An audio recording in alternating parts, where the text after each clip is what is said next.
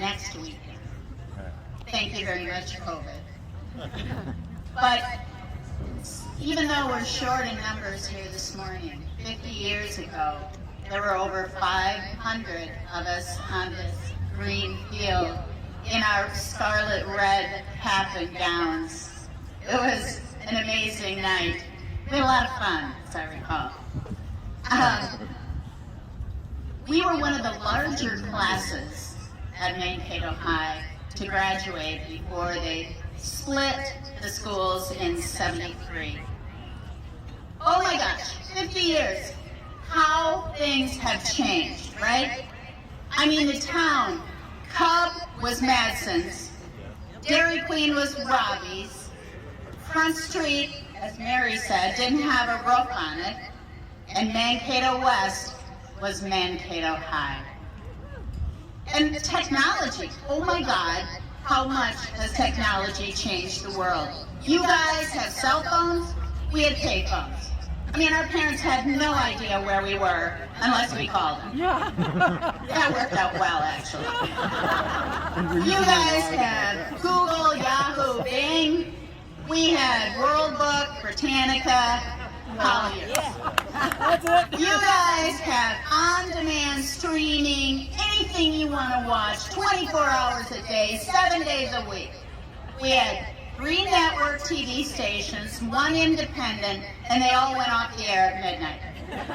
All my classmates remember falling asleep in front of the TV, waking up to the national anthem. That's what they all played when they went off the air. Yeah. And even at Mankato High School, during our sophomore year, they still had a telephone operator and a switchboard. You know, unplug, plug in, amazing. And in the classroom, they had classes called secretarial classes. We still taught stenography, shorthand, typing. My mom always used to tell me, don't ever tell anyone you know how to type. You'll be a secretary for the rest of your life. Thank God things have changed.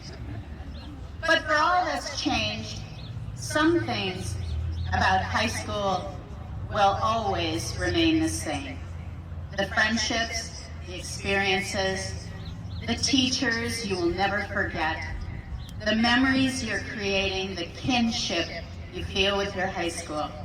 Those things will never change. The class of '71 is coming back for their 50th reunion because we had a blast going to high school. Not that every one of our high school experiences was positive, but you know what? 50 years later, those are the only ones you remember. I asked my class books on Facebook. Yes, I know, Facebook is for old people, so we fit the profile. But at any rate, I reached out and I said, share your memorable moments with me. You know, what 50 years later stands out to you?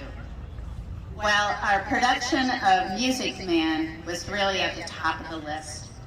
We received a spontaneous standing ovation opening night and sold out every performance, including the one they added because of the demand for tickets. As Mary already spoke, we changed the dress code in our junior year. I mean, we had to wear skirts and dresses that could be only so far above the knee, honest to God. Mr. Wolverton announced it at a pep fest, and the whole student body erupted. I mean, we were so excited. Some of the classmates remember taking driver's ed in a class taught by Mr. Metler. It was actually a class in 1971. The year the boys' basketball team made it to the state tournament, going to state wrestling tournaments, a lot of memories about building the homecoming floats for the homecoming parades. And during Hobo Week, we had something called Hobo Day, where we just dressed in crazy deals. Soul Steppers, our drill team, was formed in our junior year, performed at all the sports halftime activities.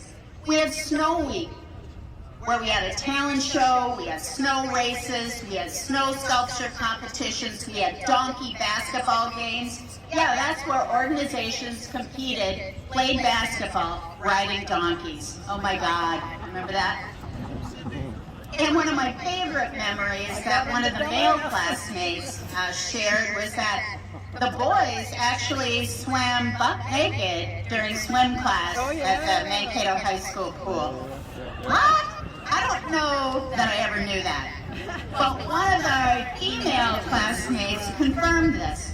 And I quote, "I inadvertently walked in on a boys' swim class one time and was suspended for 3 days. Not because I saw anything, but because I laughed."